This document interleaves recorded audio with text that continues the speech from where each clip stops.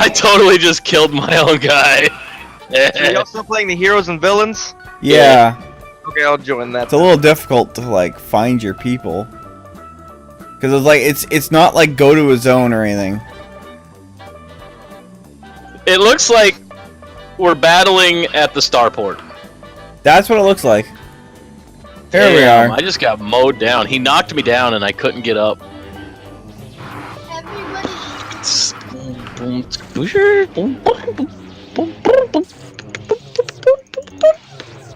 Oh yeah, I got 4 lightsabers, so it doesn't really matter. I spawned Oh, shit. and immediately died.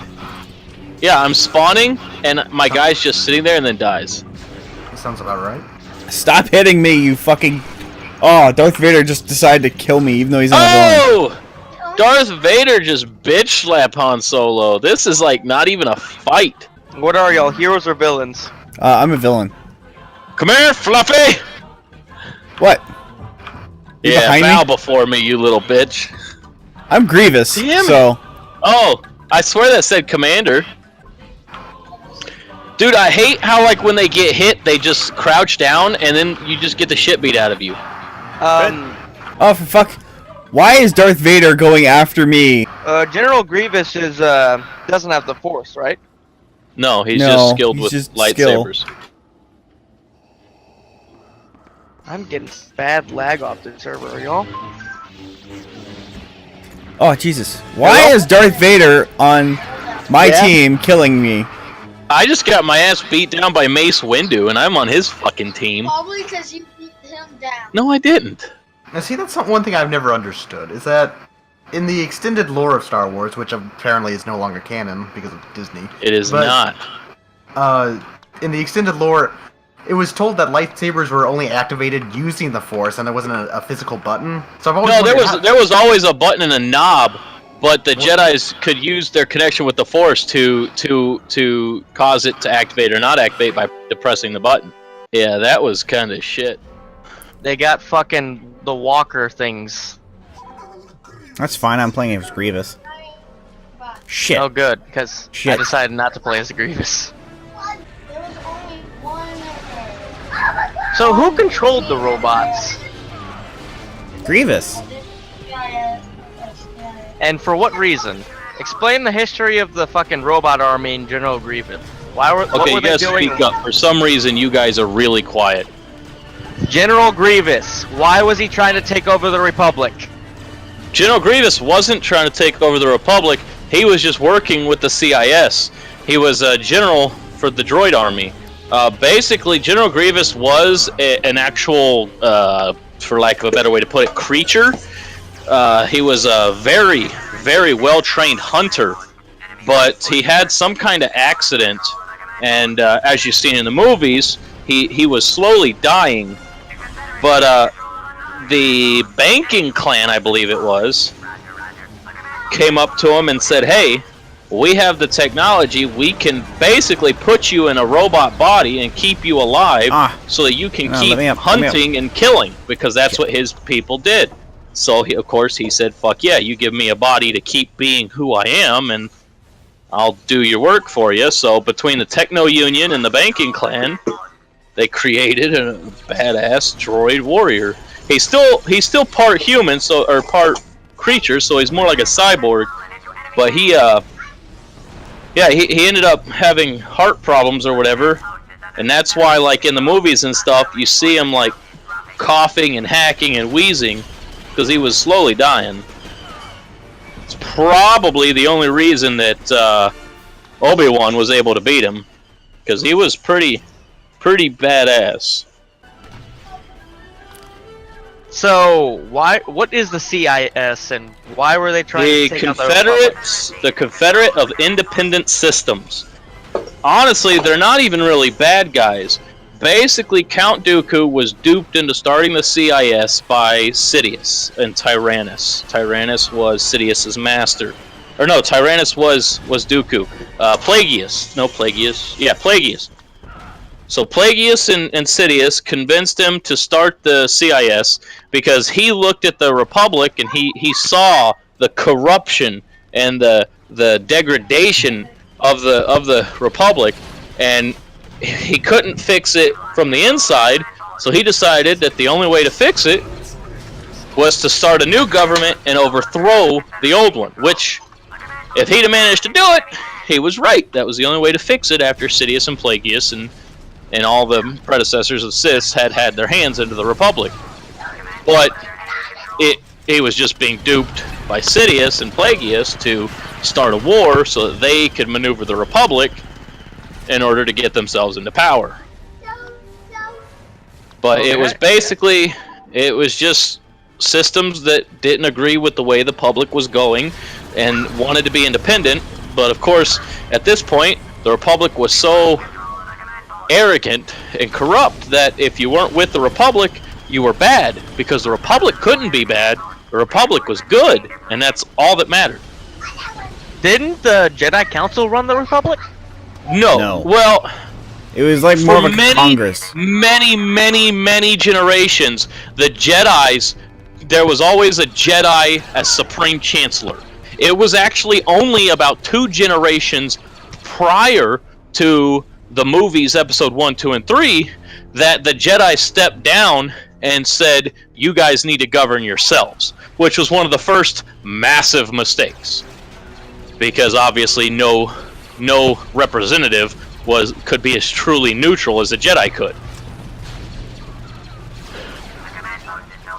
The Jedi, in the days of General Hoth and stuff, the Jedi ran the Republic. They were Supreme Chancellor. They had an army and stuff. But after General Hoth and the defeat of the Brotherhood of Darkness, the Jedi basically signed a thing saying we will never have an army again, and we will no longer be involved with the politics of the Republic in such a direct form.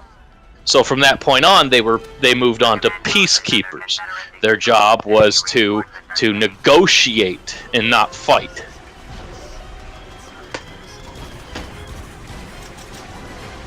Basically, they thought they had defeated the Sith, so they became pussies. So when did the and Sith that allowed come Darth into play? Bane and his descendants to take over the Republic. When did the Sith come into play? This is Utapau, ain't it? Yeah. So the CIS created the droids to fight the clones? More or less. Yeah, the banking clan pretty much gave out the money to form the armies. The Techno Union and the Geonosians, they built them all. And the fucking Trade Federation also helped with the payroll. And so they built a shit ton of droids. And that was... Honestly, if they had built a clone army like the Republic did, they'd have been better off. Because clones can think. Where is this?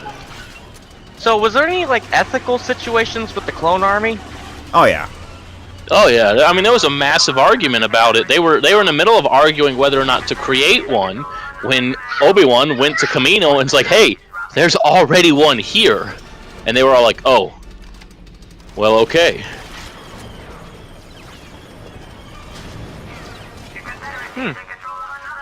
And who was the original person? Because do they clone the original person, or do they do clones of clones?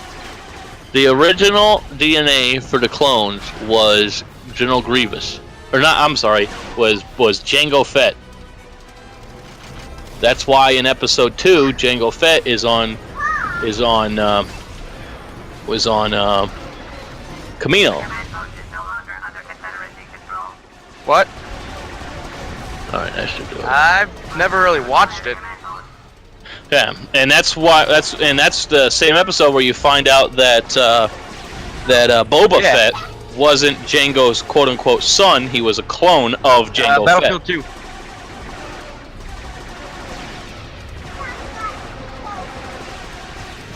Oop! I just hit him. So, do they clone the clones, or do they clone the original DNA over and over? They have a sample of DNA from Jango Fett, and they just clone that. And then they have a bunch of other Mandalorians that worked under Jango Fett, because Jango Fett was Mandalore. He was the leader of the Mandalorians. Brent, you're in the way. So, Yeah, no, Kamino- I'm good behind you. Camino called him up and said, "Hey, we want you to do this. Here's some money. Bring your friends." And Jango Fett called all the special forces, Mandalorians and stuff, and said, "Hey, we're going to train these guys. They're paying us a lot to do it." So they all showed up. That's where games like Republic Commando and stuff comes in, because you're playing as those specially trained clones. I just said one more time. This is actually pretty interesting. But for the most part, a lot of this is expanded universe stuff that is no longer canon. The fact that Jango Fett was the original DNA for the clones, that's not. But everything else is. What's that one map that has, like, it's constantly raining and dark, Oh, see. Hoth. and you played it inside? No, Hoth is the snow map.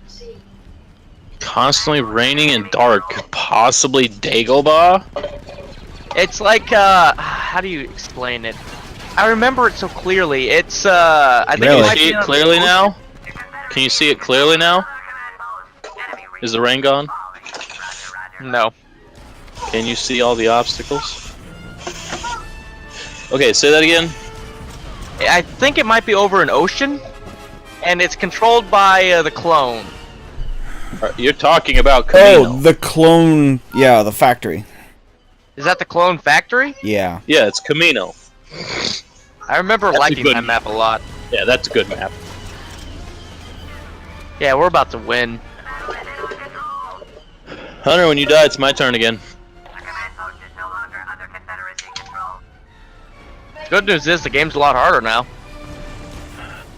But shortly after the Empire takes over, they completely destroy Camino. Oh yeah. Like, wiped it off the face of the universe. Why? I don't really know. I guess to prevent anybody else from making a clone army that could rival the Empire's. I don't know why, because basically the Empire went downhill the second they stopped doing clones. When they started recruiting people instead of just getting clones, it went to shit.